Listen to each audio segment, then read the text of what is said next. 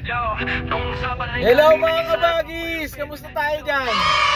Napapansin mo ba? Kada umangat yung stage mo sa buhay, tumataas yung level ng challenge, tumataas yung level ng problem. Nung baby ka, ang challenge mo, makakain ng solid food, makapagsalita, maglakad. Pagkatapos, sumunod, mag-aaral. Elementary, high school, college, hanggang sa susunod na problem mo na maghanap ng sariling trabaho. Hanggang sa darating ka sa point ng buhay mo na kailangan mo nang maitaguyod ang iyong sariling pamilya. So practice pala siya mga kabagis. Mula nung pagkabata pa lang, piniprepare na tayo ni God na habang papalaki tayo, papalaki din yung problem, papalaki yung challenges. Kaya kung may hinaharap ka ngayon ng malaking challenge sa buhay mo, alalahanin mo, mula pagkapanganak mo, sinamahan ka na niya.